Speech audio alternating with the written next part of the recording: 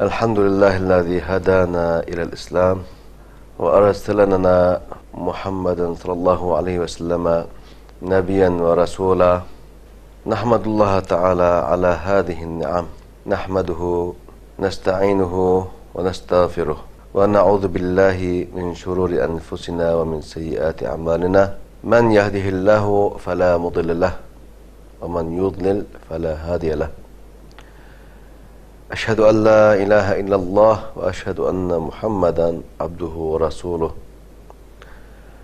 عليه أفضل الصلاة والسلام وعلى آله الطاهرين وعلى أصحابه أجمعين ومن تبعهم بإحسان إلى يوم الدين أعوذ بالله من الشيطان الرجيم بسم الله الرحمن الرحيم رب اشرح لي صدري ويسر لي أمري واحلل عقدة من لساني يفقه قولي صدق الله العظيم Aziz qarindoshlar, bundan burungi programmamizda Peygamber aleyhissalatu vesselamga Allah subhanahu wa ta'alaning ikkinchi qatimqi vahiysi haqida to'xtalib, bu vahiyda Allah subhanahu wa ta'ala Peygamberimiz Muhammed Mustafa sallallahu aleyhi ve sellem'ge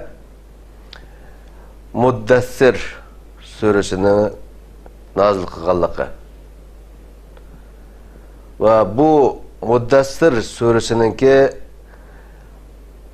aldınqı 7 ayeti İslamiyetning asoslarini tashkil qiladiganligi, İslamiyetni yig'inchoqlab ekegan vaqtimizda shu 7 oyatda asas, shu 7 oyat asas bo'lib, shunda toplanadiganligi haqida ma'lumot bergandik. Va shundan boshlab bu 7 oyatning muhimligi ustida to'xtalib, birinchi ve ikinci ayette ötkenki programda to'xtalib o'tgan. Bu programda şu ayetlerninki ahirini davamlaştırdıqanligimizni yana şu burungi programımızda zikirlagan tök. Bunun için bugün şu ayetler hakkında yana kısaca to'xtalib o'tamiz. أعوذ بالله من الشيطان الرجيم بسم الله الرحمن الرحيم يا أيها المدثر قم فأنذر وربك فكبر وثيابك فطهر والرجز فاهجر ولا تمنن تستكثر ولربك فاصبر. Ötkenki programımızda aldınqı iki ayet hakkında to'xtalib o'tgan. Ya eyyuhal muddassir qum fa'anzir ve rabbeke fekebbir. Bu 3 ayet hakkında to'xtalib o'tgan. Şu yerden başlayımız. Allah subhanahu wa ta'ala Peygamberimiz Muhammed Mustafa sallallahu aleyhi ve sellem'ge Allah subhanahu wa ta'ala'nı yeryüzüde kökke götürüşü lazım ikenlikini bildirgandan keyin ikkinchi bir masalaga o'tdi. Biz o'tganki programımızda deb o'tdik. Peygamberimiz Muhammed Mustafa sallallahu aleyhi ve sellem'ge berilgan bu buyruq, bu vazife, bu mas'uliyet bütün insanların üstüge yüklengen, bütün insanların üstüge farz kılıngan bir mas'uliyet, vazife ve şu insanın asası kıladigan işi ekanligini bilishimiz kerak ki, günümüzde insanlar özüne Müslüman, men Müslüman deb da'vo qilgan bo'lsa-mu, lekin Allah subhanahu wa ta'alaning ismi nida qilinsa, Allah subhanahu wa ta'alaning ismi chaqirilsa, bu Müslüman deb o'tirayotgan, Müslüman deb o'zini da'vo qilayotgan kishilar bunun bilen bir parva yürüydü. Günümüzde camilerimizde, mescitlerimizde Allahu Ekber nidaları çıksa bizning Müslümanlarımız güya şundak bir nidanı anlamagandek, Allah'ın ismi kuluğuna kirmegandek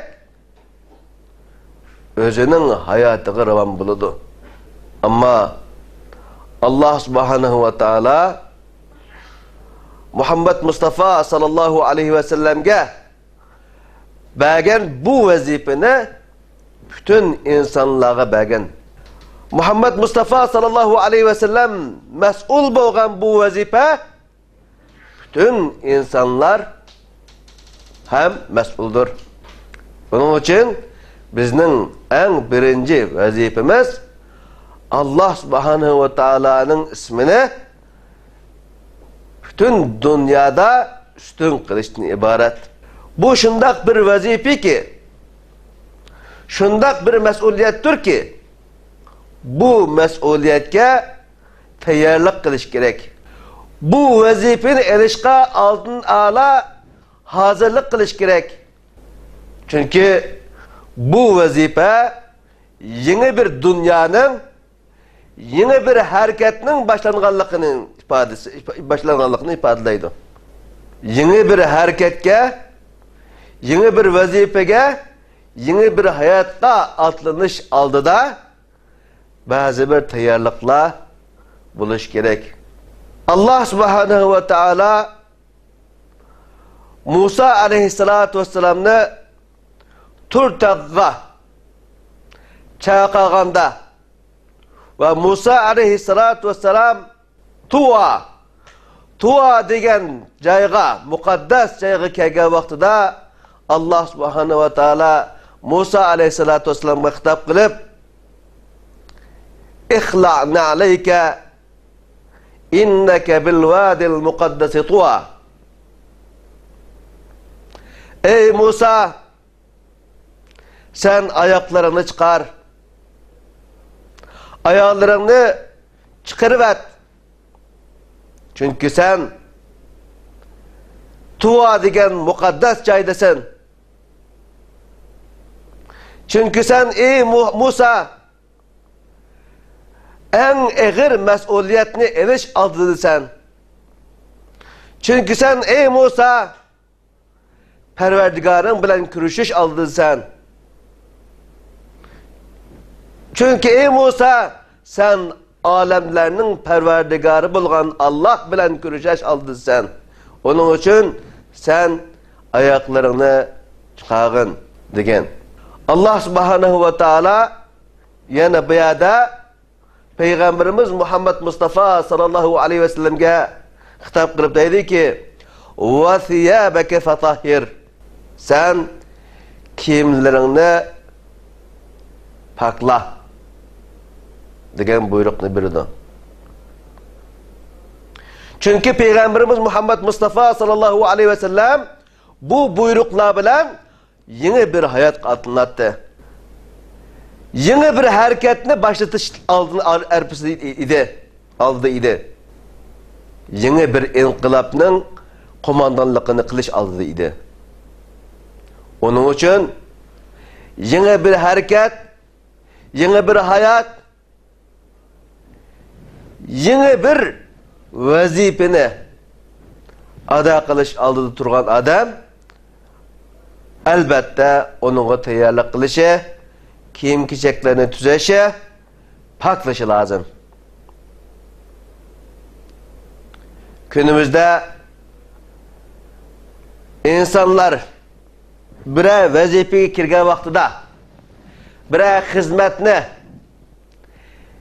algan vaqtida tunji qitim ishga boshlagan vaqtida qanday bordi? Uydagi eng chiroyli kiyimni kiydi. Eng pokiz kiyimni kiydi. O'zini yuvib taraydi. O şekilde chiroyli şekilde tunji qitim boshlagan ishiga şu şekilde başlaydı. İnsanlar normal bir ishga shundoq tayyorlik qiladi ekan, ondaqda bütün dünyani o'zgartiradigan, konu hayatını yo'qotib, yangi bir hayotni barpo qiladigan, qiyomatga qadar davom qiladigan bir harakat, bir hayotni boshlatish uchun unga tayyorlik qilish lozim emasmi?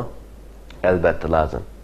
Onun uchun payg'ambar alayhisolatu vasallamga Alloh subhanahu va taolo va thiyabaka fatahhir, sen kiyimlaringni pokizla, tozala deydi. Payg'ambarimiz Mustafa sallallohu alayhi vasallamga Alloh subhanahu va taolo nima uchun va thiyabaka fatahhir dedi? Nima uchun va tatahhar ve tetahhar demedi. Sen paklan ey Muhammed. Pakizlik kılgın ey Muhammed demedi. Kiyimini pakizla dedi. Çünkü Allah subhanahu ve Taala'nın Muhammed aleyhissalatu vesselam'a sen pakizla deyişke haceti yoktu. Çünkü Peygamberimiz Muhammed Mustafa sallallahu aleyhi ve sellem'nin tabiati, bedeni ve tabiati pak idi. Özü pak, nefsi pak, ruhu pak bolgan bir insanga tazılan, paklan deyişinin bir haceti yoktu. Ama Peygamberimiz Muhammed Mustafa sallallahu aleyhi ve sellem'ge ağır bir vazifini belgellik için ve Peygamber aleyhissalatu vesselam'nın kelgüsüde nurgulluğun işlerini kılışı lazım boğallık için onun alayda tayyorlik qilsin uchun vasiyabaka fatahhir, kiyim kechaklarni tozla dedi. Biz o'tganki programlarimizni deb o'tdik. Allah subhanahu va taolo Peygamberimiz Muhammed Mustafa sallallahu aleyhi ve sellem orqali biz insonlarga xitob qilmoqchi. Biz insonlar bilan ko'rishyapti Allah subhanahu va taolo. Allah subhanahu wa ta'ala Peygamber aleyhissalatu vesselam'a ve thiyabeke fatahhir, kiyim keçeklerini tazla, pakla deyiş bilen bizge ey Abdülahad, ey Muhammed, ey Ahmet, ey Recep, sen kiyimlerini pakizla dedi Allah subhanahu wa ta'ala. Bu fakat Muhammed Mustafa sallallahu aleyhi ve sellem gelam kılınan hitap emas, elbette Muhammed aleyhissalatu vesselam arqılıq biz günümüzdeki ve ta kıyamet kadar boğan bütün insanlığa, Müslümanlığa kılınan hitaptır. Onun için biz Müslümanlar kiyim keçeklerimizde pakizlaşqa, pakiz tutuşqa, özümüzne ve hem kiyim keçeklerimizde pakiz tutuşqa buyurulduk. Allah subhanahu ve taala Peygamberimiz Muhammed Mustafa sallallahu aleyhi ve sellem'e bu buyruknu bergenden keyin Peygamberimiz Muhammed Mustafa sallallahu aleyhi ve sellem bu hakta nihayeti demiş muamele kıldı. Yani bu meseleye bek ehemmiyet verdi.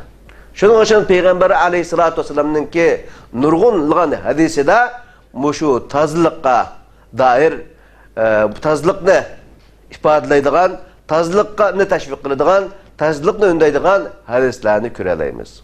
Allah subhanahu va taolo bu yerda va thiyabaka fatahhir deblam qo'ymasdan yana boshqa zamonlarda bu masalaninki muhim ekanligini bildirgan boshqa oyatlarni nozil qildi. Bu oyatlardan birisi innalloha yuhibbut tawwabina ve yuhibbul mutatahhirin. Muhakkak ki Allah subhanahu ve taala tövbe kılgıçılarını ve paklanğıçılarını süydü deydi Allah subhanahu ve taala. Pak bolgan insanlarını. Bedeni ve kiyinişi, etrafı, üye ve o insan yaşadığı hemmiye. Pak bolgan insanlarını Allah subhanahu ve taala yaş gördüğünlüğünü bizge aytadi. Allah subhanahu ve taala özünü e'lon qilyapti, özünün kimni yaxshi ko'rganligini. Kimni so'ydiganligini Allah subhanahu ve taala bu ikki oyatida ham e'lon qilyapti. Meni Allah subhanahu ve taala yaxshi ko'rsin. Ben Allah'ın razılığına erişey. Allah subhanahu wa ta'ala meni söysün deydigan ey oğavala. Sen özünün hayatıga ne için kılmaysan? Pakızlıkka ne için raya kılmaysız? Nurgulluğun insanlarını körümüz. Özü nihayetli takva Müslüman. Ama kim kiçeklere qaraydigan bolsa, Müslümanlıkның eseri yok o adamda. Ben özüm bazı bir kişilerini gördüm. Sırtqı kiyimlere şundaq çıraylık pakiz tuğandaki görünürdü. Ama kiyimini silevatqandakin içideki iç kiyimi, kapkara kiyim insanlarını gördüm. Yani Saudi Arabistan'da hacı kelgen hacimlarınki ahvallarını gördüm. Hacı keldik bizde ak kiyimni kiyipti. Ama o ak kiyimler aklıqdan çıkıp qara kiyimge aylanıp qo'ygan kiyimlarni gördüm. Ha ular bunu kılanmam da bas, kılanmamdı. Bularning pulusi yok mu? Bunu tazlashga imkoniyati yok mu? Yoki yenisini alishga imkoniyati yok mu? Albatta bor. Yoncuqlarda qatlam pullar bor. İmkonlari bor. Ama tazılık ideyasi bo'lmaganligi uchun bu insonlarda ash Makkaga Kabe'ga kirib Kabe'dan ibodat qilsam, şan tavaf qilsamlam yetido deydigan bir ideya bo'lganligi uchun bu insonlar tazılık qilmaydi. İslamiyetimiz, bizning dinimiz pokizlikning ne kadar muhim ekanligini bu yerda belgilaydi. Pokizlik bu kadar muhim bo'lmasaydi, bu kadar ahamiyatga ega bo'lmasaydi, Allah subhanahu wa ta'ala ikinci qatim nazil qilgan vahiyda pokizlikdan bahs qilingan bo'ladi. İkinci qatim nazil qilgan oyatlarda Allah subhanahu wa ta'ala pokizlik qilgan deydi. BDT'ninki sağlık işleri bölümününki tadqiqotiga asosan yılda 300 milyon insan her xil kasallarga giribtar bo'ldi. Bu kasallarning ko'pinchisi yuqumliq va insonni o'ldiradigan kasalliklar. Yılda 300 milyon insan. Bularning sebebini tadqiq qilgan vaqtida bunun asası qaynaqının manbasiniki yiltizining tazliqning bo'lmaganligidan chiqqan. Tazliq yok. Tazliq bo'lmaganligi uchun bu kasallarning meydonga chiqqanligini BDT'ning sog'liq bölümü bunu tespit qilib isbotlab chiqadi. Yana ularning isbotida İslam dünyasida bundaq bir kasalliklarning az ekanligini, bu kasalliklar shunday İslamiyatdan uzaq, tazliqdan uzaq bir makonlarda bo'ladiganligini bunu tasbitladik. Bunu isbotlab chiqildi. Nima uchun? Chunki Peygamberimiz Muhammed Mustafa sallallahu aleyhi ve sellem Allah'ın bu buyruğunu algandan keyin bizlarga tazliqni o'rgatgan. Bu tazliqning beshida oldi bilan kiyimlarimizni pak-pokiz tutamiz. İkincisi özümüzni her kuni yuymiz. Hiç bo'lmagan vaqtida 5 namozga 5 qatim tahorat ilib özümüzni paklaymiz. Cinabetten, ihtilamdan ve normal şartlarda hem biz yuyunumuz. Ama bular başka millette yok. Başka milletler ondan turdu, yüzüne rahni yol kılıp şu rah bilan eğip çıktı. Bazıları adı olan putunu yuydu. Putunu yuğan ligende yüzünü yuydu. Onun için putunu eğitidi. putni aytgan rahvalan yüzünü aytidi. Bazıları hayatta hiç yüzünü yumaydı. Kiyim-kechekler bilan karısı yok. 24 saat, hatta bütün bir yıl içinde kiyimini sağmaydigan aşındaq insanlar var. Bir kiyim bilan devam kıldı. Yatsımı şu kiyim, kopsumı şu kiyim, üstü karısan meynat, bundan halatda. İslamiyet bu emas. İslamiyet bizni pakizlikni gösterdi. Pakizlikni gütüdü. Kaçanlan İslamiyet başka bir devletni fethi kılsa, o devletke aldı olan pakizlik apırdı. Şunun için bu Osman imparatorluğunu bula Osman yani Türk hammame dep tunulur. Osman imparatorluğu bağan lekin yege hamam apırılır. Munca Türk hammamı deydi. Mana bu İslamiyet'te moşundak bir İslam'ın bağlılığını gösterdi. Biz cılıp bolsak yoki etlan bolsak nima qilamiz? Yuyunimiz. Ama başka millet qanday qiladi? Müslüman bo'lmagan milletler qanday qiladi? Ular bularda hech qasdi yuyunida ish yo'q. Ayda yilda bir qitim yuyunishi mumkin. Bizga o'xshash haftaning bir kunida muhaqqaq yuyunishimiz lazım ekanligi. Onun ziyada etlan bo'lgan vaqtda, junub bo'lgan vaqtda yuyunishimizning lazım ekanligini İslamiyet bizi ko'rsatdi. Başka milletlerde yok. Onun ziyada bizde sünnet, yani hatmi qilish aletimiz var. Bu bir sünnet. Başka milletlerde hatmi qildigan ishlar yok. Peygamberimiz Muhammed Mustafa sallallahu aleyhi ve sellem bizge koltuğunun tükünü al, burnunun tükünü al, avretlerinin tükünü al, tırnaklarının arasını tazıla, çeçeğini kes, burutunu kes, degan o'xshagan hadislerde bizge talimatlarını birildik. Bunların hemmisi tazlıktan ibaret. Başka milletlerde var mı? Başka milletlerde yok.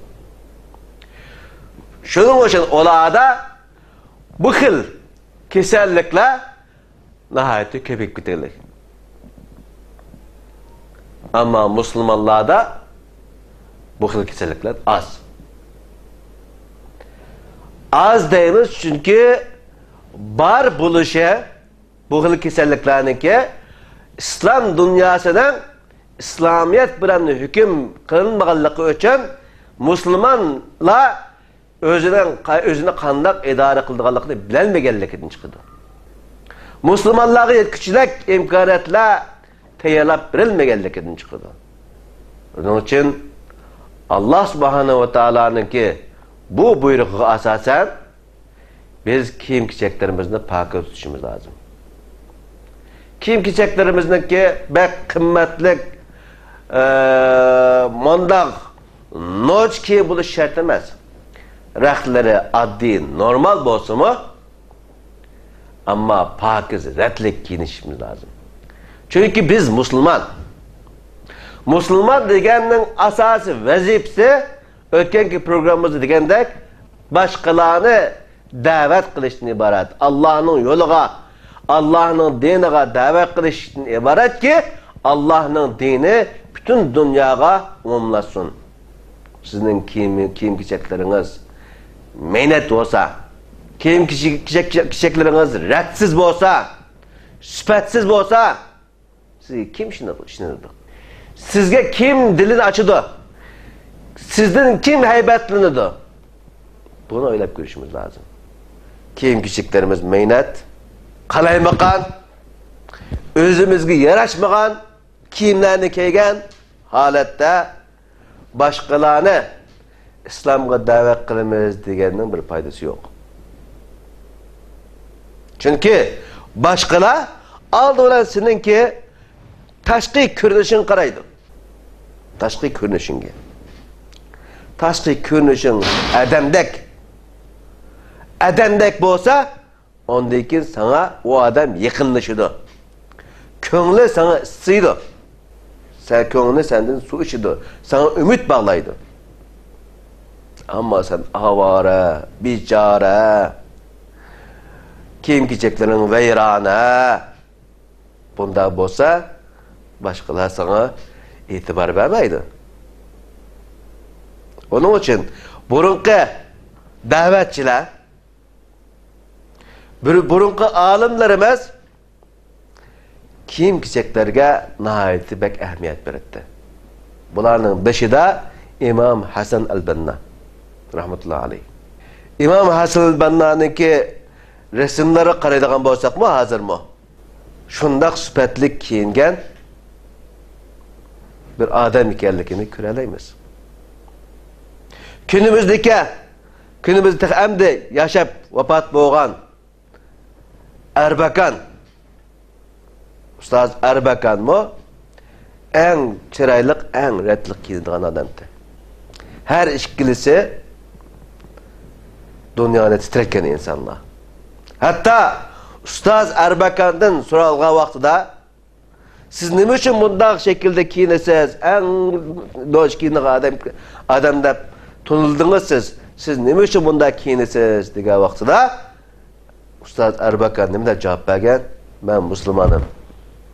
Yani men musulmon bo'lganligim uchun bu shunday kiyinaman degan. O'zining imkoniyati biricha o'zingga yarashgan şekilde pak şekilde kiyim giyinishing kerak. Peygamberimiz Muhammed Mustafa sallallahu aleyhi ve sellem bir hadisida mondaq degan: La yaqbalullahu salatan bi gayri tuhurin. Pakizlanmay turib o'qilgan namozni Allah subhanahu wa taala qabul qilmaydi degan. Yana başka bir hadisida Allah Peygamber aleyhissalatu vesselam haqqun lillahi ala kulli muslimin fi kulli seb'ati ayyamin yawmun yaghsilu fihi ra'sahu ve cesedah. Allah subhanahu wa ta'ala'nın her bir Müslümanın üstüde hakkı vardır. Neme hakkı değilse 7 günün içinde en az bir güne özünün beşine ve bütün bedenini yuyuşa Allah subhanahu wa ta'ala'nın o insan üstündeki hakkı deydi Peygamber aleyhisselam. Efsus ki bizim vatanimizde boşundaki yuyunuş işlere bir insan yuyunsa ondan şüphelendiğin, hatta eyiplaydiğin, oy teli deydiğin mındaq qalaqlıqlar var. Qalaqlıq deyimiz bunda. Peygamberimiz Muhammed Mustafa sallallahu aleyhi ve sellem insanların her bir Müslümanın üstünde Allah'ın hakkı var ki o insan 7 günün içinde en az bir güne özünün beşini ve cesedini yuyuş lazım. Mesela biz bu yuyunuşqa bo'lgan ko'z qarashimizni başka şekillerde ifadaleymiz. Yana Peygamber aleyhissalatu vesselam başka bir hadisida mondaq deydi: Qassu azafirakum, tırnaklarını kesinler. Vadfinu kalamatikum, yani bu tırnakların elingan tırnaklarını kömenle deydi. Ve nakku beracimekum, ve tırnaklarının arasını tazlanla deydi. Ve nazifu lisatikum minet ta'am, tamakın eşip kalgan, çişlerinlerde ağzınlarda kapkagan neslerini onu tazlanla deydi. Ve staku ve misvak işletinler. Ve la tedhulu aleyye kahran bi esnanin safra bakran raihati femin keriha. Benim yenimga çişlerinle sapsarık, ağzınla pıraydıgan şekilde mundaq bir meynet şekilde, set şekilde kelime alınmalı. Allah Peygamberimiz. Biz bunu hayatımızı tatbiklaşımız lazım. Efsus ki Müslümanların köpüncüsü misvak sünnetini terk etken halatda.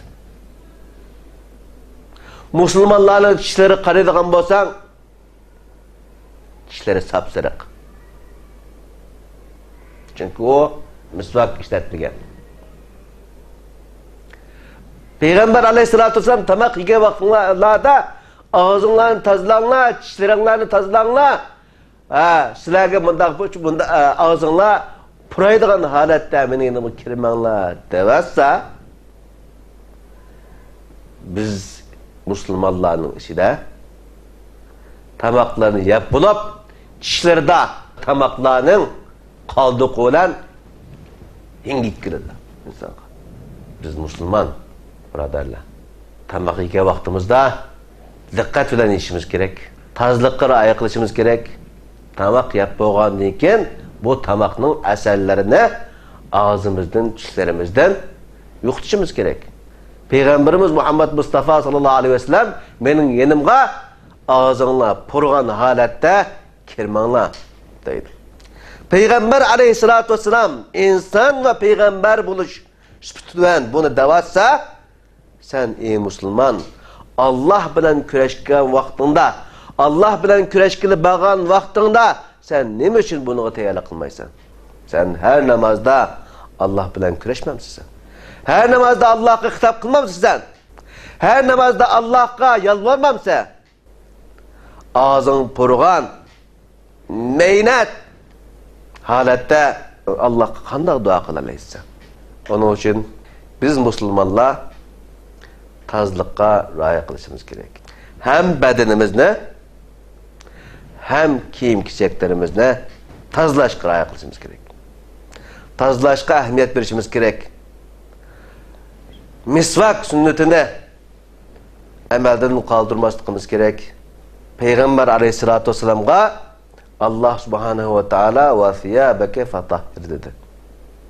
Ve tatahhar demedi, yani paklan demedi. Çünkü Peygamber aleyhissalatu vesselam Allah Teala tarafından tanlanan bir insan. Allah Teala tarafından tanlanan bir insan ta küçük tolgan vaxtından tatip peygamberlik kelgen kadar özü bedeni ve ruhi cihetten pak bulup kelgen. Hatta onun dilide insani galguşlar bulmasın için